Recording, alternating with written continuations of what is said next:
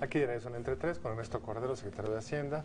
Ernesto, uno de los temas que están en tu responsabilidad es lavado de dinero.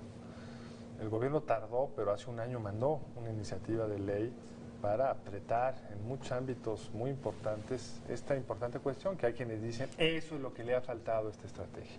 Sigue el dinero, métete en los circuitos financieros. Uno ve los casos que se han atendido, que se han logrado resolver en materia de lavado de dinero, son muy pocos. Hubo una iniciativa del gobierno, pasó el Senado, está atorado en la Cámara de Diputados. ¿Qué podemos esperar de ello? Yo creo que es una pregunta medular y muy importante de resolver. El tema de cómo afectar los intereses económicos de estas grandes bandas pues es central en el combate a la estrategia de abatimiento del crimen organizado. El gobierno federal envió una iniciativa hace ya casi un año que fue dictaminada en el Senado, está en la Cámara de Diputados y lamentablemente pues no se ha visto la voluntad de poderla desatorar, que básicamente tiene dos componentes. Uno de ellos es el tema de restricciones al pago en efectivo pues de casas, de coches, de yates, de joyas. Segundo, un esquema de reporte de actividades que no quiero decir que sean ilegales, porque yo creo que eso es importante señalarlo. No estamos infiriendo que, por ejemplo, la gente que se dedica a las bienes raíces o la gente que vende yates o la gente que, los notarios, por ejemplo, pues están en la ilegalidad, ¿no? Simplemente que reporten para que la autoridad tenga una mejor información. Y un tercer elemento que es bien importante, el que la Procuraduría General de la República tenga una contraparte de inteligencia financiera que en este momento nos hace mucha falta. Yo creo que es importante señalar, el tema del lavado de dinero está dividido en dos partes casi en todo el mundo, y México no es de excepción. La parte del análisis financiero, que es lo que hace la Secretaría de Hacienda a través de la UIF, donde nosotros, en base a la información que nos llega de los bancos, de los intermediarios financieros, pues de alguna manera es una investigación donde si hay elementos o no, notificas a las instancias correspondientes para perseguir, judicializar y en su caso asegurar los bienes correspondientes, pero eso ya depende de otra instancia, que en este caso es la PGR. La Secretaría de Hacienda se queda en la integración de la investigación financiera. Los responsables de judicializar el caso es otra instancia. Y en este momento, por diseño institucional, la PGR le faltaba ese cacho. Que ojalá sería fundamental la parte que podamos hablar entre los dos. ¿Por qué no hay voluntad política en la Cámara para sacar un tema tan importante que más ha sido tan criticado desde la oposición, la falta de acciones relevantes en la materia? Mira, yo creo que como muchos otros temas que pasan por la Cámara de Diputados, lamentablemente, pues tenemos capturado por ciertos grupos de interés lo que sucede en las cámaras. Entonces, ¿quiénes son los grupos de interés que no les conviene esto? Grupos que pues, se han enquistado en el debate parlamentario en nuestro país, y yo creo que pues es importante que la sociedad presione, que la sociedad asigne costos y elevemos el tema del debate de que es fundamental tener una ley de lavado de dinero que nos permita ser mucho más efectivos y mucho más asertivos en lo que estamos haciendo. El gobierno necesita mejores herramientas para combatir el lavado de dinero y esta es una de ellas. Ahora, dentro de unos días será el informe del presidente Felipe Calderón, será ya el quinto informe de gobierno. Y en materia económica parece que vemos un panorama gris. Digamos, no estamos en una situación crítica como vemos al abrir la ventana en el mundo, en Europa, en otras partes del planeta, en donde están en situaciones verdaderamente apremiantes. Pero incluso en nuestro vecindario, si nosotros nos comparamos con lo que ha sucedido en los últimos años en América Latina, pues nuestro desempeño es pues básicamente mediocre. Llevamos ya muchos años de tener, siguiendo la expresión de Carlos Elizondo en el título de su libro, un crecimiento muy mediocre. ¿Cómo lo ve usted?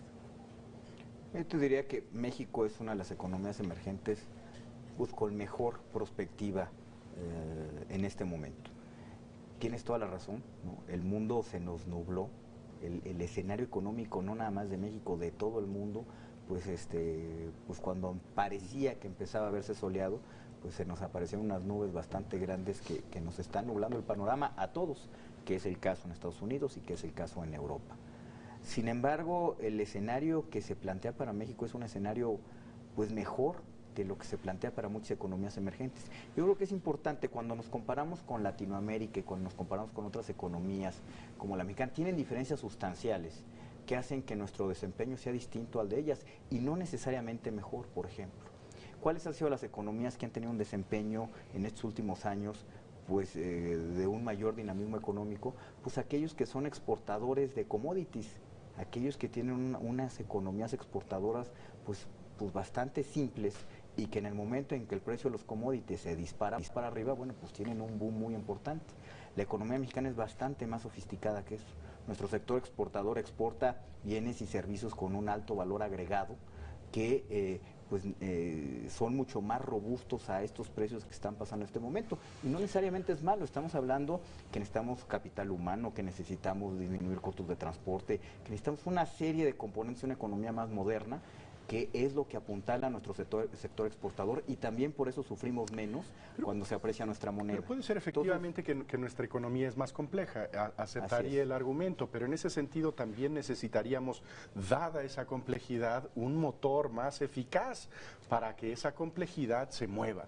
Y yo lo que veo en muchos de las expresiones oficiales es, digamos, un gran triunfalismo. No estamos como están los griegos, los españoles. Usted festejaba hace algún tiempo que teníamos una posición, un ranqueo superior al de Francia, y eso puede ser cierto.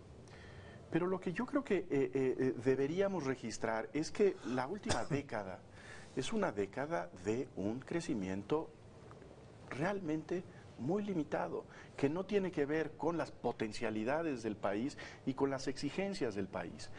Y no es como se escucha de parte de la versión oficial, un problema de que los mexicanos seamos pesimistas y andemos rezongando y no tengamos la capacidad de ver las grandes cosas que tenemos en México. Sí hay indicios preocupantes. La pobreza ha aumentado en los últimos años. El empleo no se genera, digamos, la cobertura social no ha crecido como debería, el tema de los famosos ninis, los que ni estudian ni trabajan. Un estudio de Miguel Sekeli que apareció la semana pasada muestra que ha crecido y más que otros países de América Latina. Cuando uno ve los estudios que hacen entidades financieras respecto a cuál sería nuestro potencial de crecimiento en los siguientes 40 años, estamos muy por debajo de él. Si vemos los índices de competitividad, hemos estado cayendo. En fin, sí hay muchas señales de que el modelo mexicano como que se estancó. Sí, no tenemos los recursos naturales de Brasil y a lo mejor eso explica el crecimiento brasileño, no lo sé, veremos en 10 años si lograron encadenarse mejor, pero hay cosas que México no ha hecho, una reforma energética, una mejor reforma en materia de competencia, una reforma en materia educativa, un régimen fiscal más simple y que recaude más, en fin, podríamos dar una lista larga de temas pendientes y los números están ahí, el crecimiento de los últimos 10 años es muy bajo. Pero, digamos, yo creo que nadie ha sido triunfalista.